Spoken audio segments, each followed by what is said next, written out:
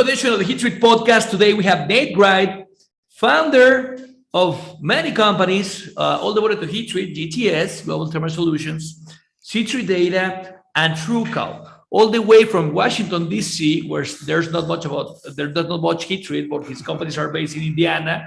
How's it going, Nate? Good afternoon. Going well. Good afternoon to you, Carlos. So super excited to have you on the show.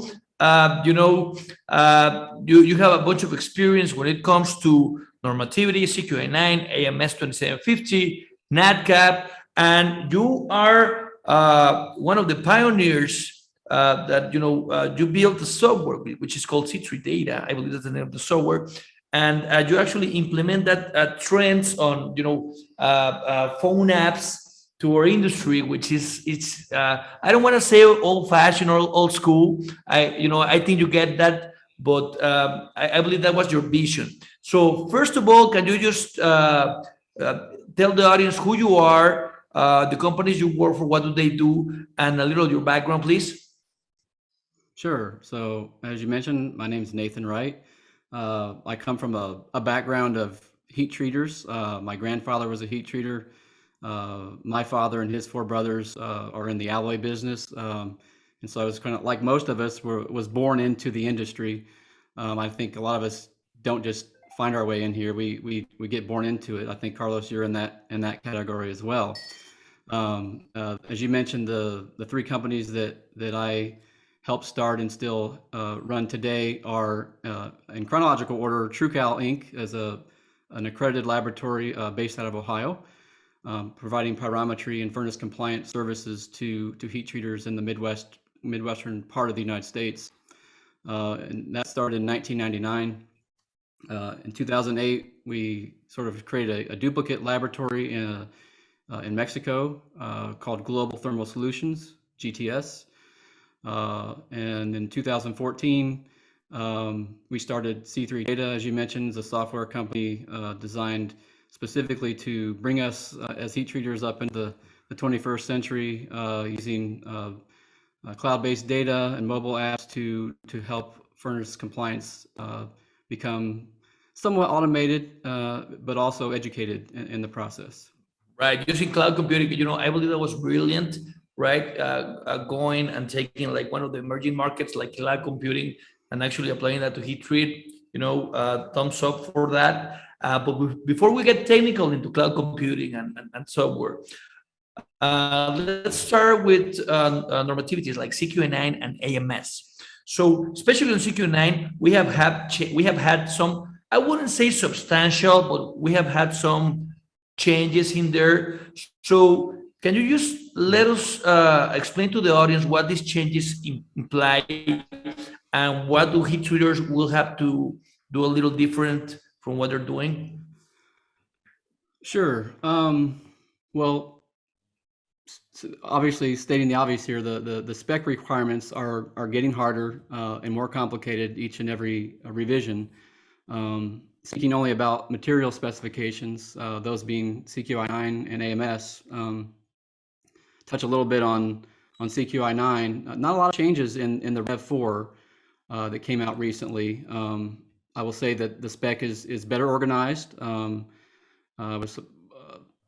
They tightened up some offsets in the specification. Without getting into too much detail, there were some new process requirements surrounding plasma nitriding and sinter hardening. Contrast that with the aerospace industry. If you hop over to AMS 2750, quite a few changes, wholesale changes. You may recall, Carlos, that the Rev D and the Rev E and the Rev F and that what will soon be Rev G, there was typically between D and E and E and F about 7 or 8 years in between those specifications. And with the software company, we sort of make it our business to know when those changes are coming down the pipeline. And through my sources that I'm in contact with, all indications are that those frequencies for at least the aerospace industry, i.e. AMS 2750, those updates will become more and more frequent. There's no any firm dates, but the things that I'm hearing from my contacts are about every 2 years we're going to be seeing a new revision. So for those of you out here who are just now getting your hands around Rev F, Rev F was released a year ago this past June. So this coming June in 2022 will be the 2-year anniversary. And if the 2-year sort of re-release schedule is a thing, and I don't know firsthand that it is, but my sources tell me that it is likely to be.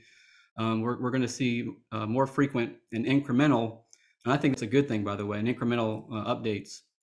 But just to dive into a few, go ahead, Carlos. Sure. I mean, I was just going to ask you if you could dive into a few examples of how I wouldn't say the complexity, but that the requirements are getting more strict. I mean, you just could just point a few examples Sure. that how the spec is evolving. Sure, and I wouldn't do it justice if I sat here for 6 hours and talked about it, but I'll just highlight maybe a few. Sure. I guess we would call pyrometry test-specific types of requirements. One of them is the alternate SAT. It's now limited to single-use load sensors. You must state on the alternate SAT report what method you're using, the error of the sensors, the error of the instrument cal, the date and time of the thermocouple change that you made, the date and time of the calibration of the instrument that you made now have to all be on that report. This report, this alternate SAT report, used to be something that was done, but it was never, by and large, audited during NADCAP audits, and it wasn't even required that quality reviewed it. Now quality must put their eyes on it and verify that all these new parameters that are required in the alternate SAT report are on there. And this has to happen every single time an instrument gets calibrated and every time the load thermocouple gets changed.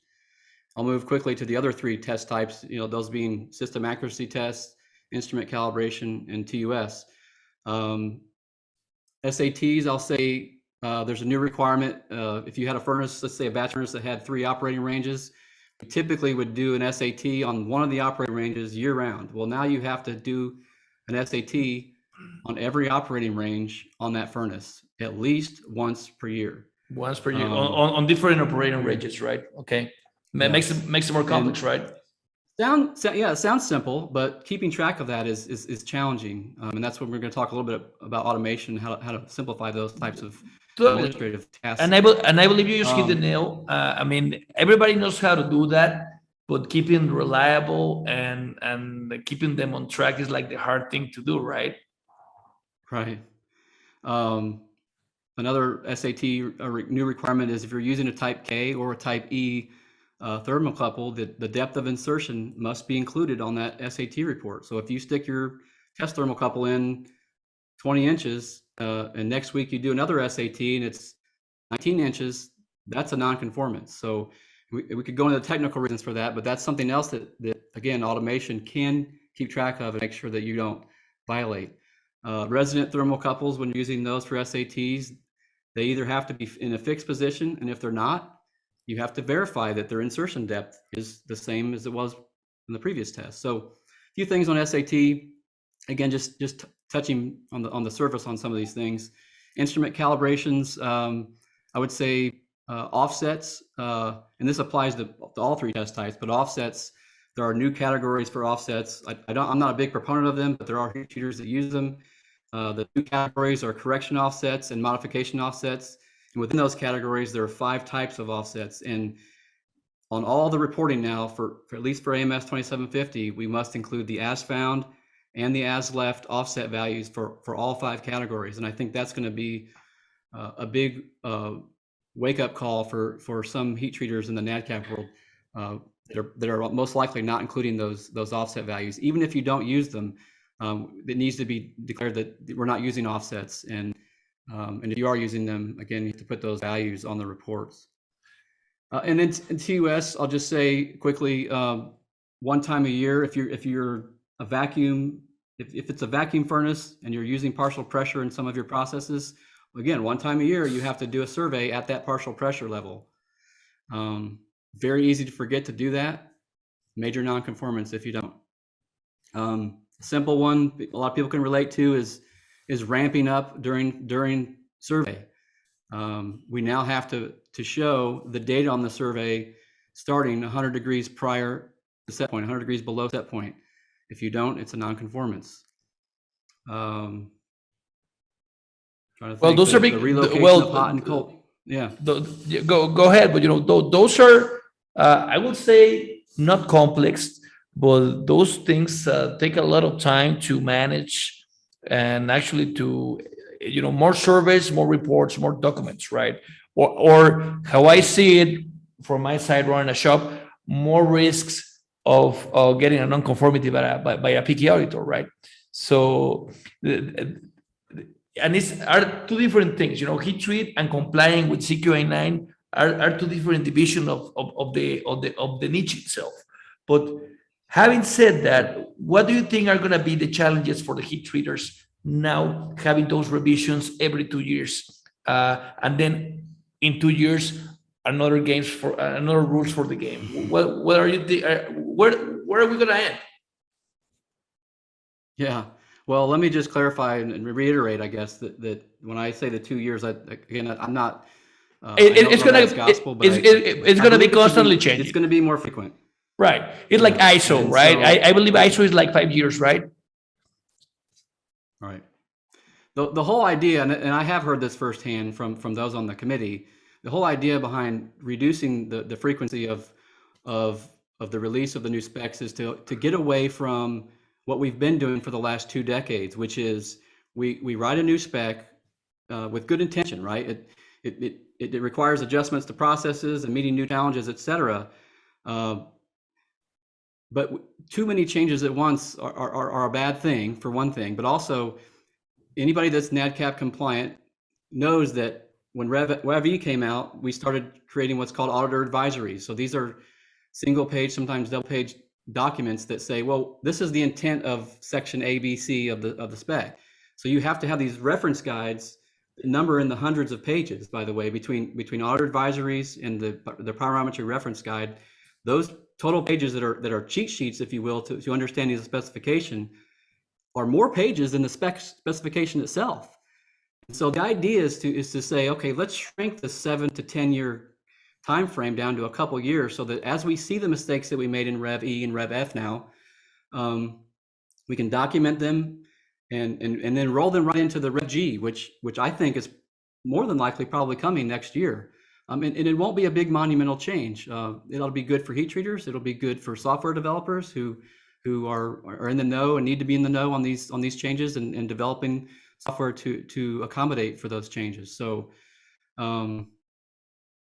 yeah, so I would just say that those changes are all good with good intentions, but they do require that these heat treaters adjust their processes. And getting back to your question about the challenges with these changes are not going to get any easier. And I think the key to addressing the challenges is through, and we talked offline a little bit before the podcast, is through education and automation. And I'm going to kind of make that my MO during this podcast, because that's how we run our businesses. Our whole family of businesses is based on educating and automating the process of compliance. So let's touch on that subject of automation, right, and education, because are you saying the spec is not an easy one? I wouldn't say it's a complex one, but if you don't understand it, if you don't go through, if you don't read it, if you don't have an understanding of heat treatment, it's not an easy one. I would say if you have to understand it, study it, and get educated on the stuff to be able to comply with the spec if you're a manager of or an owner of a commercial shop, right? So companies like yours, help you comply with those tests, SATs, TUSs like Tru-Cal or GTS, right? But with C3, you took the automation and you set it up and configure the program kind of to have the knowledge and perform everything automatically, right? Is that like the main goal of C3, right? Like to make that gap of education and automation smaller, and how do you do it, and how do you implement it with furnaces? Because heaters, they have their way, and they're very sometimes they're very hard to change the mindset. I don't know if you have an experience with that one. And Oh I saw you, yeah, of I saw course. you laugh, right? So I believe you have something to say. Yeah. Well, I think you touched on something really important. This knowledge gap that exists between uh, what I'll call the retiring generation, right? Of knowledgeable heat treaters that they will never pick up an iPhone or automate or use cloud-based stuff, and the newer generation, guys that are younger than us coming in and replacing. And what we're seeing for a combination of different reasons, mainly a labor shortage, but retiring of older generations, this knowledge gap is becoming bigger and bigger. And I mentioned earlier that, education and automation combined are the key. And to answer your question about C3, it is not just the automation part, but it's also the education part. But I don't want to oversell C3 and say that if you have the app and you're using the software, you don't need the education. I think education outside of software is critical. It's an important thing to continue to invest in as heat treaters, and I don't think enough of that's being done. We're like I said, we're living in a time when labor shortages and cost pressures, we're in the midst of those two challenges, and we need to ask ourselves, how do we simultaneously reduce cost, bridge the knowledge gap, while also maintaining quality? And again, it's starting to sound cliche, but the answer is the balance between, the education and the automation. We can't automate ourselves a way out of it, right? Or we lose the knowledge. I mean, we cannot have a heat treat where you hit a button and you just walk away and hope everything works out, because that's not the real world. There will be, issues with hardness. There will be, metallurgical engineers are becoming sort of obsolete because the idea is that we can just hit a button and everything will be fine, but they're not obsolete. They're critical to the process. And so we can't automate our way out of it, but we can't not use automation to address the challenges of reducing costs and bridging the gap. So so that's kind of the idea behind C3 is to help bridge that gap.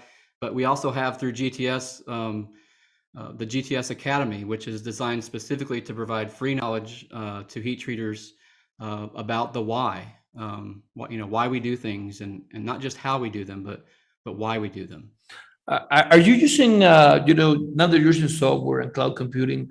I was in the show in St. Louis, Missouri 1 month ago, and I start talking with a few of the lab equipment guys like Sace and all those guys, and they're starting to use machine learning at a very basic level, right? Do you think there will be a future for heat treat in which we can actually use machine learning on an uncertainty with the parameters we actually see in our thermocouples and our controllers on the TUS and our furnace? Do you envision something like that? I have seen machine learning.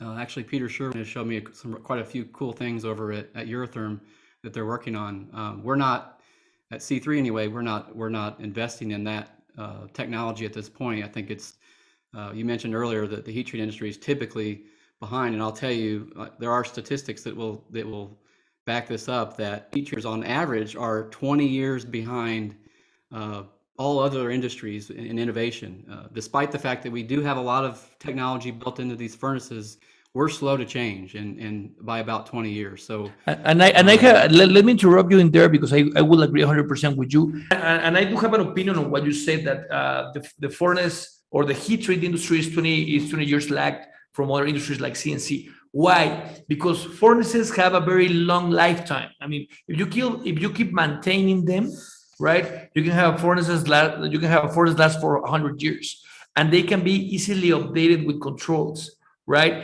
And on the CNC industry, CNCs become obsolete very rapidly, right? And it's way easier to buy a new CNC machine than a brand new furnace because of the capital expenditure.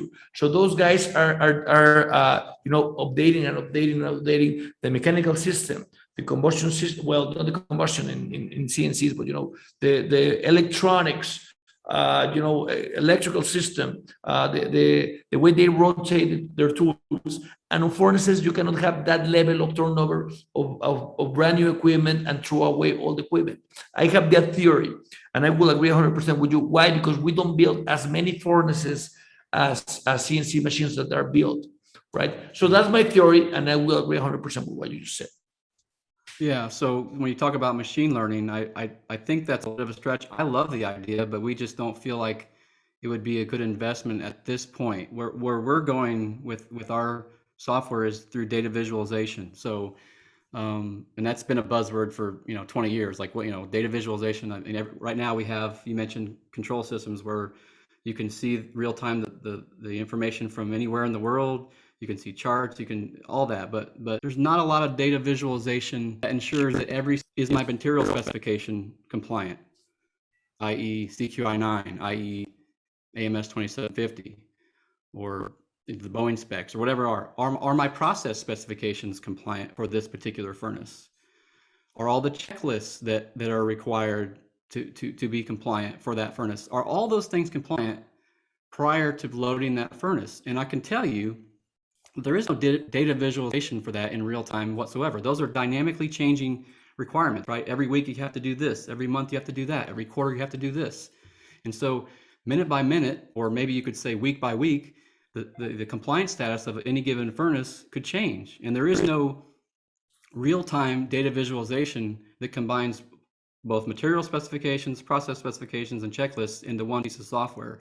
And so we've pioneered the material specification compliance in real time. We have that data visualization provided to our users, and we are currently working on process specification as well as checklist specifications to ensure that when you load the furnace, that it's good to go. So, I mean, I always tell my would-be customers, to picture something in their head. You walk up to a batch furnace.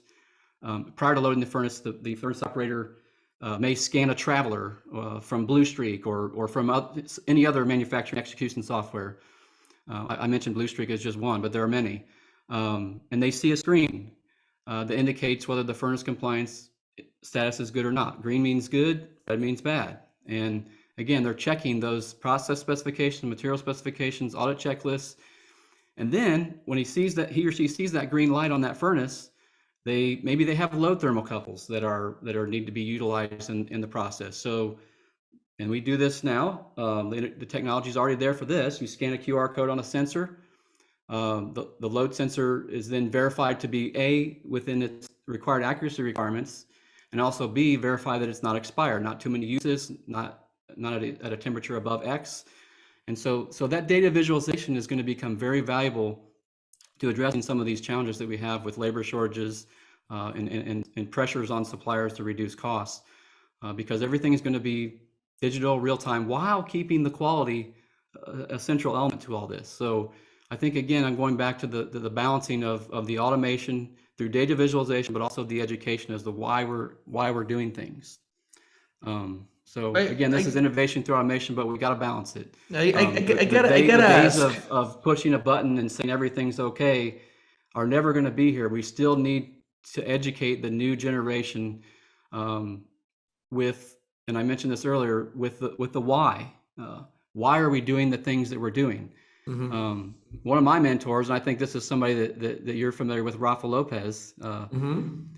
He taught me early on, in my first days when I was pioneering GTS down in Mexico, that the most important thing you have to keep on your mind in this industry, in any industry really, is why you are doing something. And he said, why you do something is far more important than how you do it. Anybody can figure out how you do something, but if you know why, you can solve problems that automation just can't touch. Data visualization can't touch it. Machine learning can't touch it. You have to have the why. And so we're through the GTS Academy, as well as our C3 data software and our laboratories, we're trying to balance that balance between education and automation and solving the problems of today.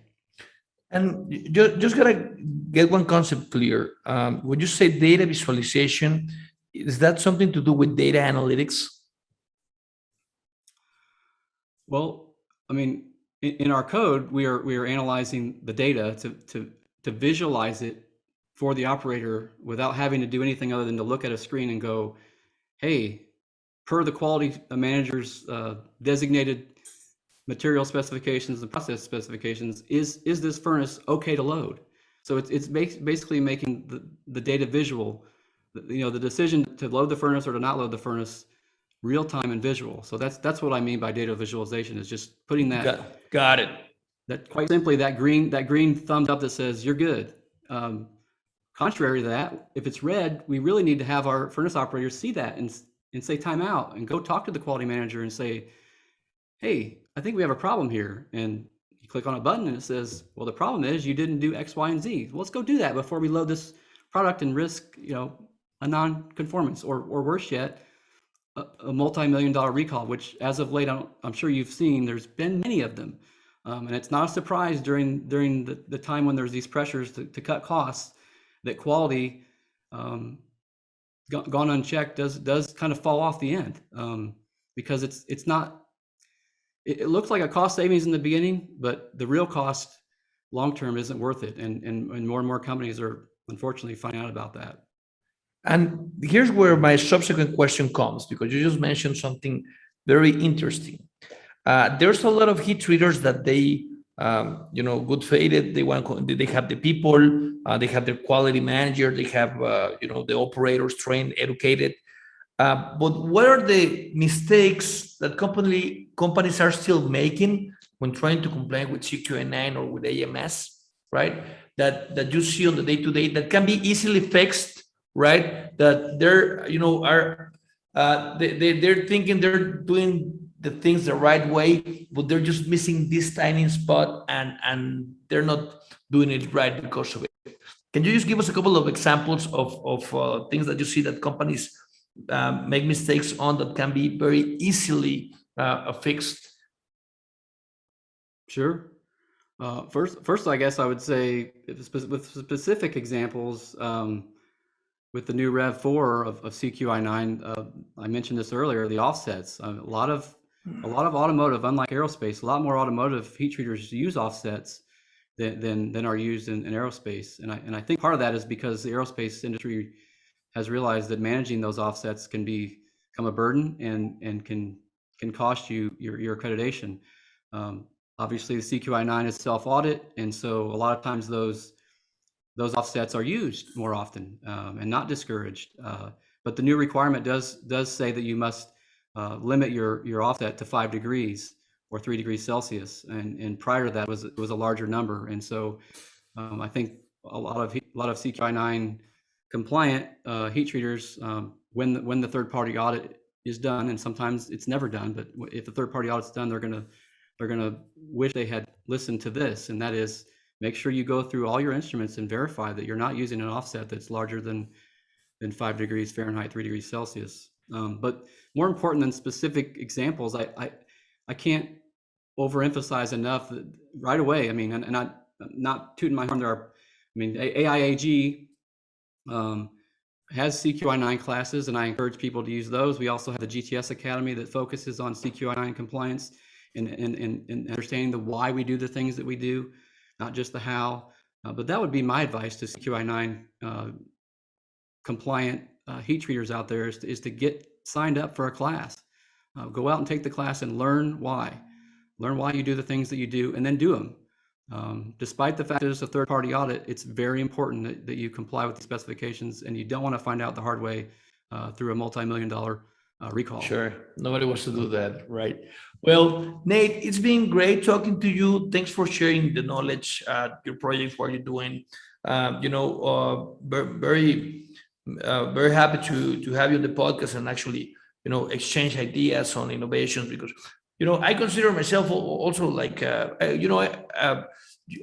like all cloud computing, machine learning, the trends that are coming, right? And I believe you also are passionate about those, right?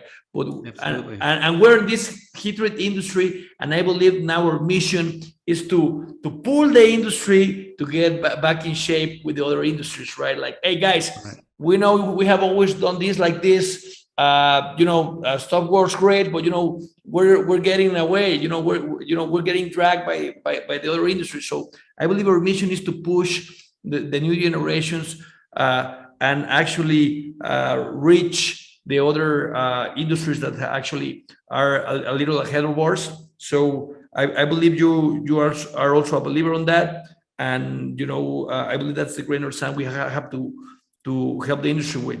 But now, just to finish the podcast, and besides all the technical stuff that we have talked, all the CQI9, AMS 2750, this and that, right?